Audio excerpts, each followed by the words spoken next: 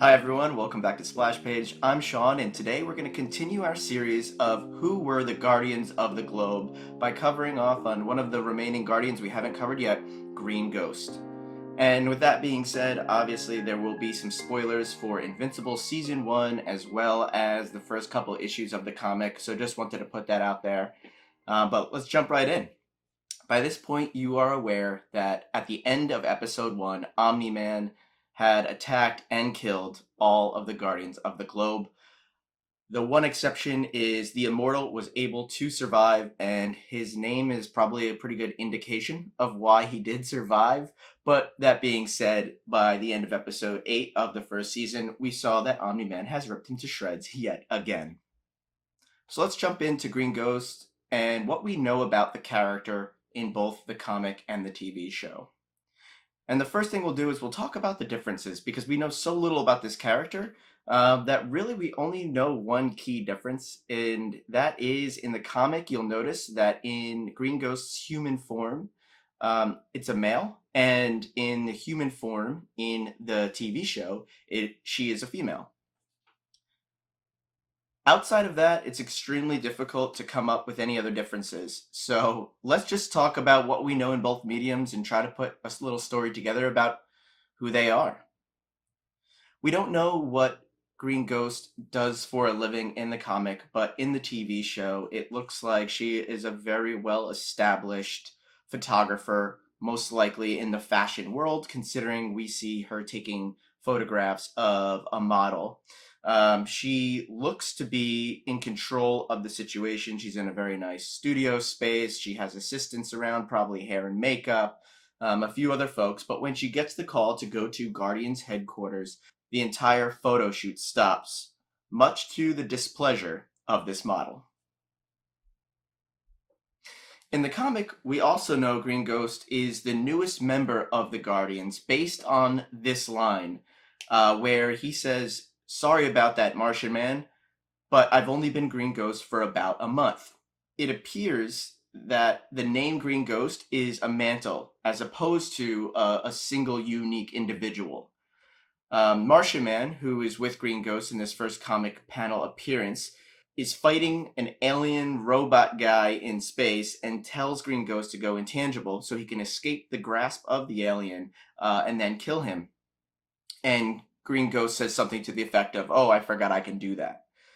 After the battle, Martian Man tells Green Ghost to not worry about forgetting his powers and that he'll get a hang of it like his predecessor did. So we know there was a Green Ghost before the Green Ghost that we are currently watching. We don't know what happened to this person. We don't know if they were killed in action, if they just kind of aged out of working with the Guardians of the Globe and kind of retired. But it would appear that similar to the Green Lantern, Green Ghost has an amulet versus the ring. And in both cases, the Green Ghost, the amulet shows the person it was going to next.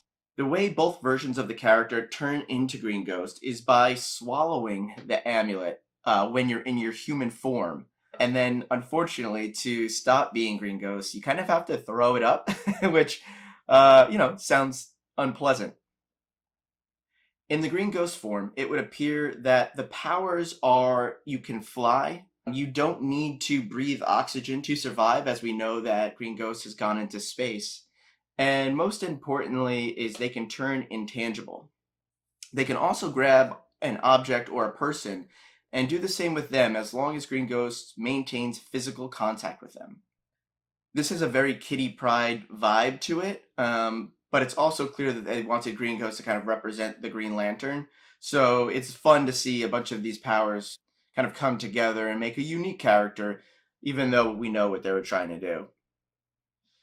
The first battle against the Mauler twins really shows the value of having someone on your side with these powers. She helps save countless lives, she was able to trap the threat in the ground, and maybe most importantly, made it so the Maulers could not accomplish their goal of publicly killing the president. All she needed to do was touch the president, and boom, he would have been impossible to kill. So then this poses the question, why was she not more effective against Omni-Man in her final battle? Well, the short answer is the writers couldn't let her escape, so they came up with a clever way for her to catch Darkwing's body, allowing Omni-Man to hit her before she can become intangible. If she wanted to our knowledge, she could have went intangible and stayed out of the fight completely. She could have also saved one or all of the Guardians if they were all quick enough to get to her before Omni-Man could kill them. Or, if you really want to OP this, you have Red Rush put Green Ghost on his back and run around to touch any Guardian that Omni-Man gets too close to. But that probably wouldn't have made great TV. I think the strangest thing about Green Ghost being killed and then staying dead is unlike a lot of the other Guardians of the Globe.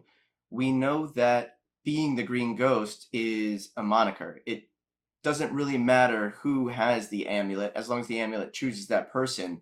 And the amulet is free to choose whomever they like. So once our Green Ghost was killed, unless Omni-Man or Cecil went into her body and took out the amulet, it's likely that that amulet would then be passed on to another person. So Green Ghost could technically still be out there. I would love to see it. Let's see if the amulet chose another worthy Green Ghost and put that piece back on the board. If you were Green Ghost during the Omni-Man fight, what would you have done? How would you have helped the team beat Omni-Man as opposed to letting them all get killed? We have done the majority of the other Guardians of the Globe, so if you're interested in seeing other videos recounting what we know about them and making some guesses about who they were in their lives, go check those out. Otherwise, I'm Sean, this is Splash Page. Thank you so much. Take it easy, YouTube.